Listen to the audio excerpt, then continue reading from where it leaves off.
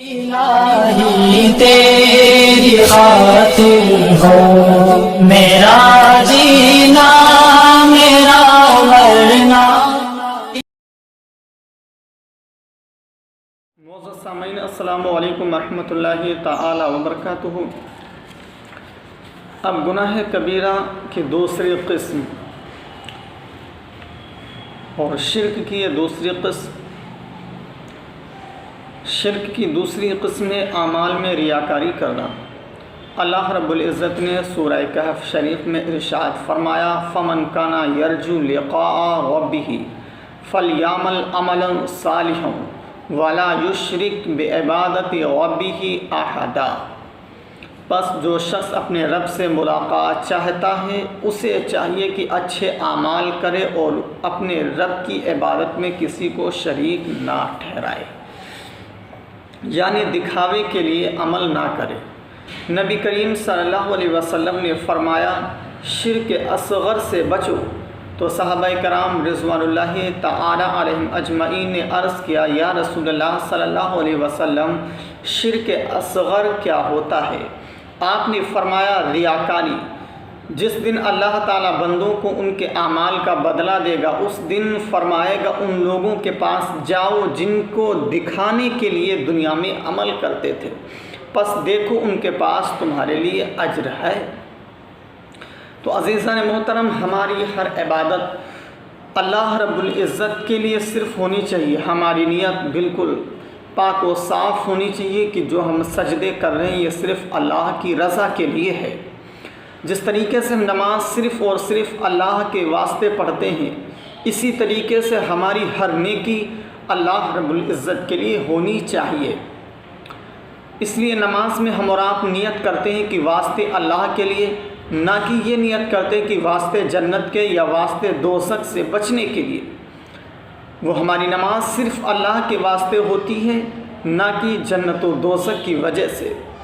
تو جس طریقے سے نماز کی نیت ہم خالص اللہ کے لیے کرتے ہیں، اسی طریقے سے جو بھی ہم نیکی کریں وہ بھی خالص اللہ رب العزت کی رضا کے لیے ہو کہ مولا تیرا یہ فضل ہے کہ تو نے ہمیں اپنا بندہ بنایا اور حضور آقا علیہ الصلوۃ والتسلیم کی امت میں پیدا فرمایا ہے۔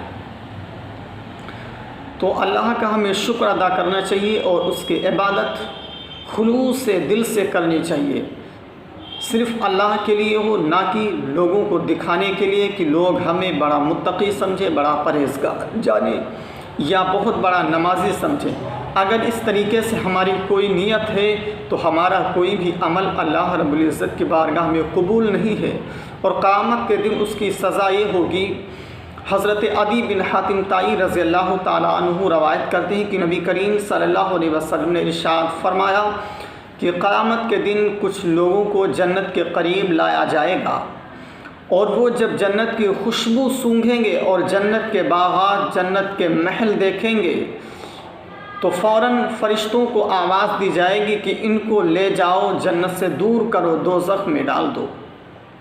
تو جب فرشتے ان کو دوزخ کی طرف لے کر کے چلنے لگیں گے، وہ لوگ عرض کریں گے، اے مولا، یہ جو تو نے انعام اپنے نیک بندوں کے لیے رکھا ہے، اس سے بہتر ہوتا کہ تو مجھے پہلے دوزخ میں ڈال دیتا اور مجھے یہ نعمتیں نہ دکھاتا۔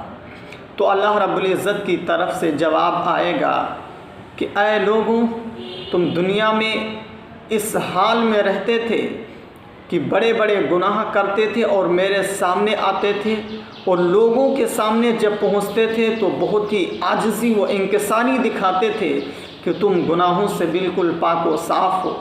تو لوگوں کے سامنے تم اچھا بنتے تھے اور میری بارگاہ میں بہت ہی زیادہ گناہ کرتے ہوئے آتے تھے، یعنی لوگوں کے سامنے نیکیاں کر رہے تھے اور پوشیدگی میں جب لوگوں سے پوشیدہ ہوتے تھے تو تم گناہ کبیرہ کیا کرتے تھے، جس کی وجہ سے آج تمہیں جنت کی نعمتوں سے دور کیا جا رہا ہے۔ تمہیں دکھایا جا رہا ہے کہ یہ وہ نعمتیں ہیں جو صرف اللہ کے ان بندوں کے لیے ہیں جو اللہ کی رضا کے لیے اللہ کی عبادت کر رہے تھے۔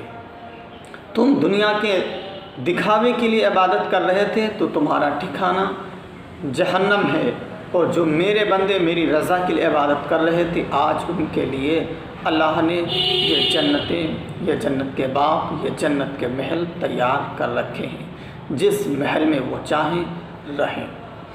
اللہ رب العزت کی بارگاہ میں دعا ہے کہ مالک و مولا ہم سبوں کو گناہ کبیرہ سے بچنے کی توفیق عطا فرمائے۔ وما توفیقی الا باللہ۔ السلام علیکم ورحمۃ اللہ۔